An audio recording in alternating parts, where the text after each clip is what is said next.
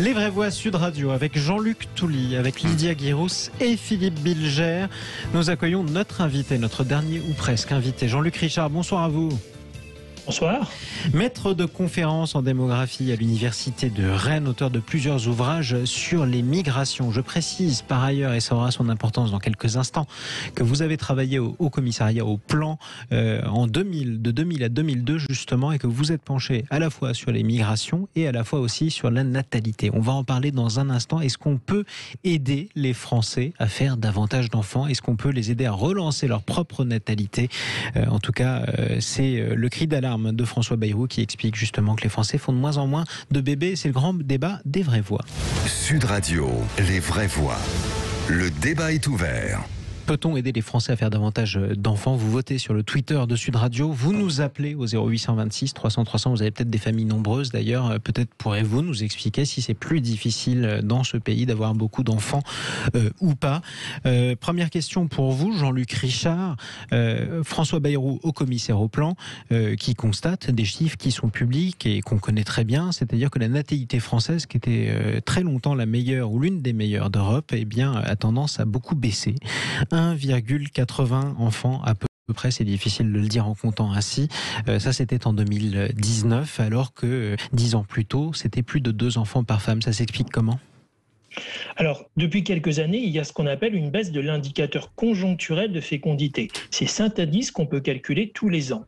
Et effectivement, depuis 7-8 ans, il baisse légèrement, même si on reste dans les 3 premiers pays d'Europe.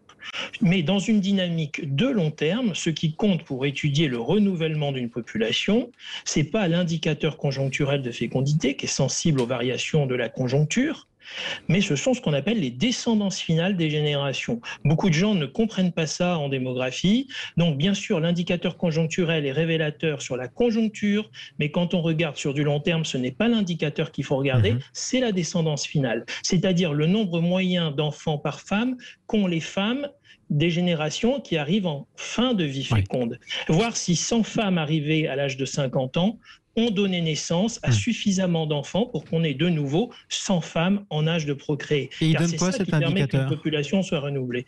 Et bien actuellement, les descendances finales se maintiennent à 2 enfants par femme. Donc pour vous, pourtant on constate tous les ans une baisse relative, en tout cas du nombre de naissances.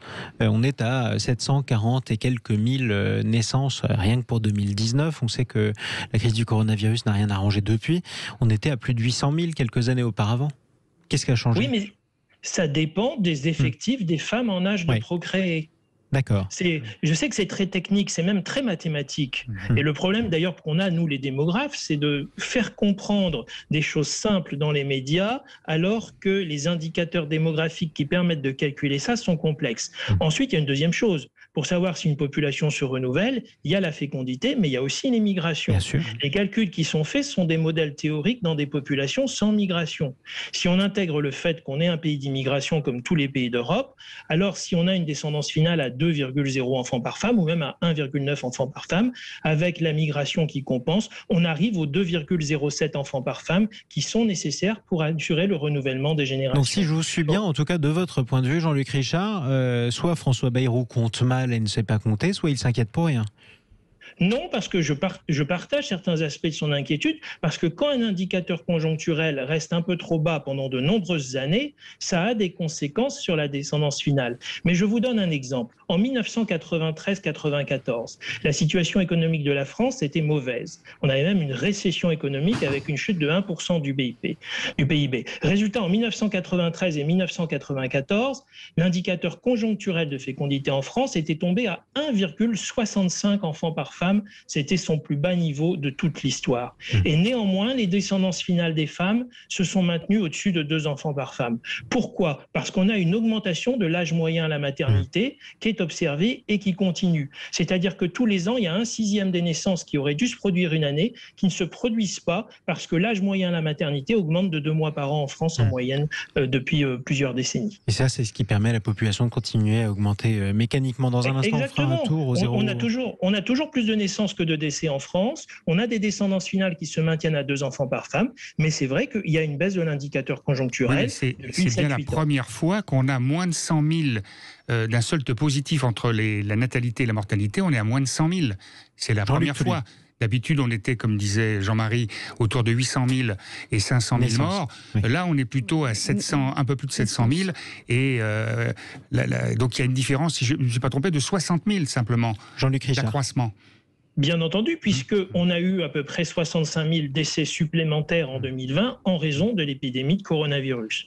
Parce que sinon, structurellement, et le rapport de François Bayrou le rappelle, à peu près entre les 2/3 et les 3/4 de l'augmentation de la population de la France s'explique par le solde naturel, c'est-à-dire la différence positive entre le nombre de naissances et le nombre de décès. On est d'ailleurs un des très rares pays où on a plus de naissances que de décès. Dans un instant, on va faire un tour du côté de Toulouse au 0826 300 300 où Valérie nous appelle. D'où Valérie nous appelle? Philippe Bilger. Alors, vos observations de démographe très passionnantes, est-ce que ce serait tomber dans une sorte de banalité que de s'interroger peut-être sur des données plus subjectives? Lorsque vous évoquez ces chiffres, est-ce qu'il faut reléguer, je dirais, le rapport à l'enfance de la part des parents? Est-ce que, au fond, le bonheur de procréer disparaît? Est-ce que le bonheur purement personnel, ou est-ce que on est très directement accordé à la politique que met un État en œuvre pour donner envie de faire des enfants rien que sur un plan matériel? Alors, votre question est très intéressante. Historiquement, la France est le pays d'Europe où il y a le moins de femmes qui ne font pas d'enfants. Pendant longtemps, c'était à peu près 8%. Et ces femmes qui n'avaient pas d'enfants, il y avait deux raisons. Soit elles ne réussissaient pas à en avoir pour des raisons biologiques, soit elles ne voulaient pas en avoir. Depuis 20 ans, on est arrivé à 12-13% de femmes qui n'ont pas d'enfants.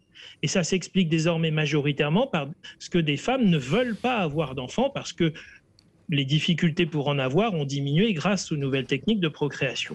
Donc on a eu une augmentation du pourcentage de femmes qui ne souhaitent pas avoir d'enfants en France. Pourquoi elles ne le souhaitent pas en général, Jean-Luc Richard ?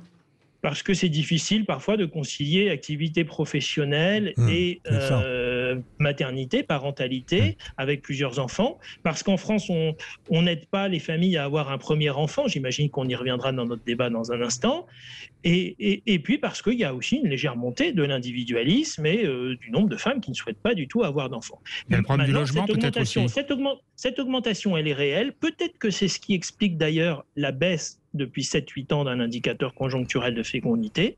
Néanmoins, on est à des niveaux beaucoup plus bas, en termes de pourcentage de femmes qui n'ont pas d'enfants, qu'en Allemagne ou en Angleterre. En Allemagne, c'est 25% des femmes qui n'ont plus d'enfants. Nous, on était plutôt à 12-13% ces dernières années. Peut-être que ça va monter à 14-15%. Donc les politiques familiales, donc les politiques familiales ont quand même un impact sur la volonté de faire des enfants ou pas. 7-8 ans, ça nous ramène au milieu du quinquennat de François Hollande qui avait supprimé l'universalité des allocations familiales. La PAJE aussi, qui était cette prime d'accueil du jeune enfant qui aidait quand même beaucoup de ménages, puisqu'un enfant qui arrive, c'est aussi beaucoup de frais. La politique familiale, la crèche par exemple, il n'y a pas eu d'efforts supplémentaires pour ouvrir davantage de crèches, et combien de parents se retrouvent en grande difficulté, surtout que le congé maternité, c'est 2 mois et demi lors du premier enfant. Vous retournez 2 mois et demi après la naissance de votre enfant au travail. Qu'est-ce qu'on fait de son enfant quand on n'a pas la famille à proximité? C'est une bataille incroyable pour pouvoir obtenir une place en crèche en France, et je pense que tout ça n'est pas un terreau favorable pour encourager les jeunes couples à avoir des enfants. En plus, vous avez tout ce mouvement écologiste qui vous dit que c'est la fin du monde et donc il ne faudrait pas avoir d'enfants parce que sinon, vous comprenez, vous êtes en train de tuer petit à petit la planète en méchant capitaliste occidental. Le problème de l'emploi et le logement. Le logement, il ne faut pas oublier, dans les années 60, c'était 3% du budget des ménages. Aujourd'hui, c'est quand même plus de 30% du budget des ménages. Donc tout ça, ça a quand même un impact dans la décision de faire un enfant. On va en parler justement. Puis deux. Et il y a un autre élément, c'est que depuis quelques années, il y a quand même un mouvement de fond, je trouve, qui consiste à dénigrer la famille. Vous êtes un énorme has-been, voire un énorme réac, si vous vous mariez, et si vous faites des enfants. Donc il y a tous ces éléments-là, mais je crois que la politique familiale impacte quand même assez fortement la décision de faire un enfant, voire un deuxième. Et je pense que le différentiel avec l'Allemagne s'explique aussi par le fait qu'en Allemagne, vous n'avez pas d'accueil pour la petite enfance et beaucoup moins d'aide.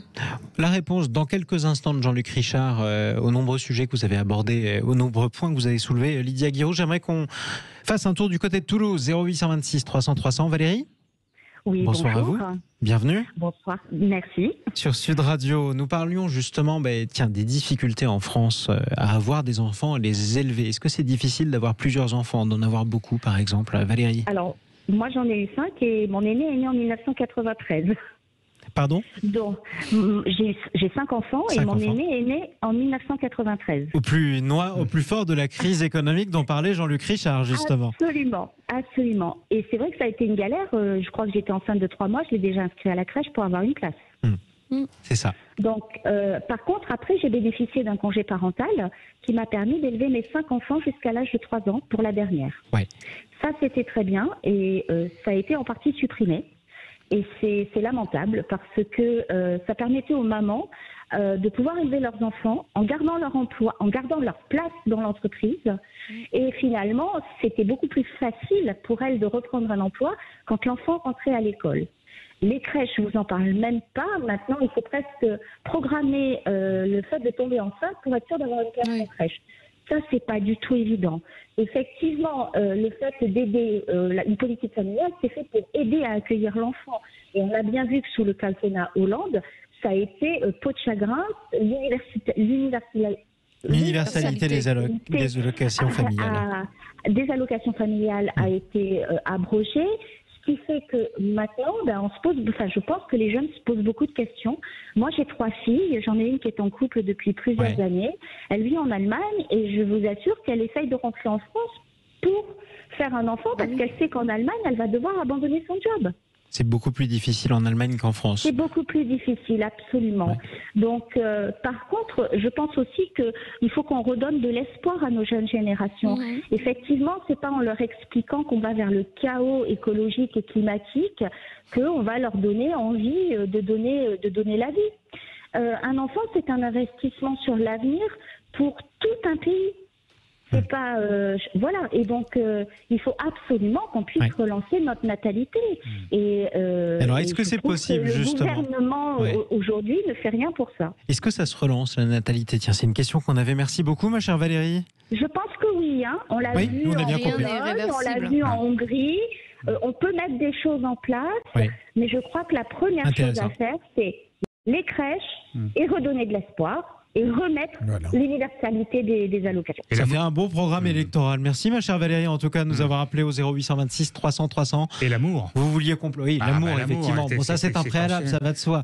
Philippe Bilger Philippe Bilger, en tout cas, sera sûrement d'accord avec vous, évidemment. Jean-Luc Richard. Il en faut avant, pendant et après. Jean-Luc Richard, beaucoup d'aspects auxquels vous auriez à répondre, notamment ce qui a été soulevé par Lydia Guiraud d'une part et d'autre part par Valérie, la politique familiale, les allocations familiales, on y revient souvent. Le logement. Est-ce que ça a un impact direct sur la natalité ?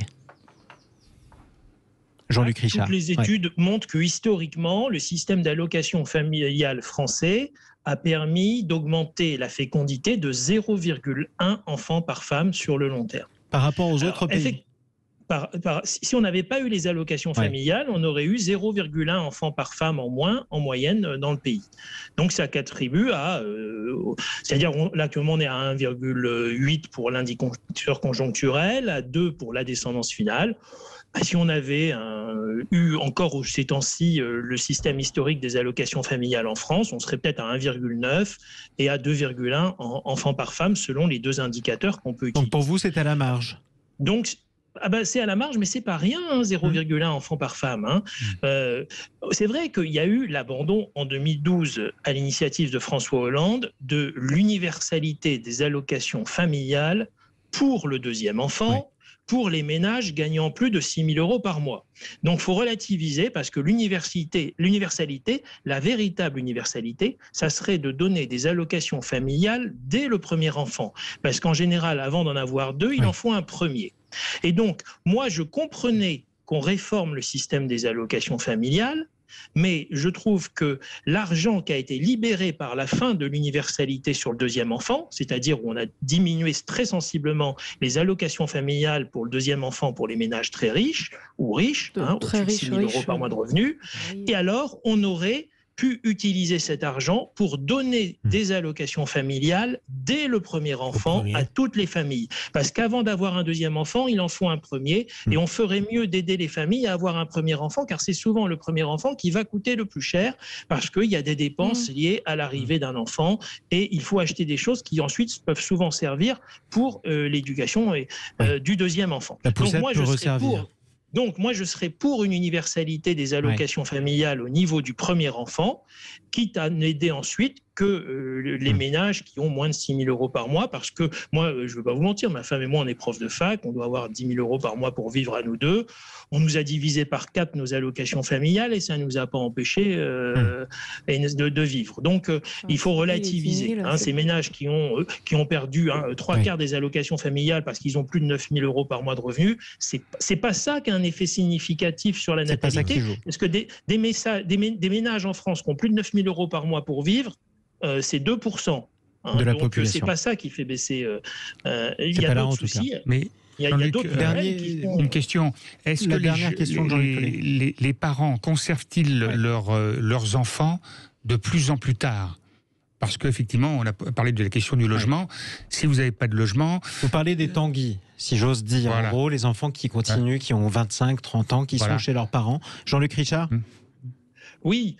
Alors, je ne sais pas si les parents se projettent à échéance de 25 ans. Plus tard, est-ce qu'on aura encore des enfants à la maison dans 25 ans? Et je ne sais pas si c'est ça qui motive le fait qu'on ait ou qu'on n'ait pas des enfants. En un mot, c'est quoi ce qui motive le fait d'avoir un enfant ou de ne pas en avoir tout de suite, par exemple? L'indépendance résidentielle, le fait de pouvoir avoir un logement, c'est très lié à la stabilité d'un emploi qu'on obtient.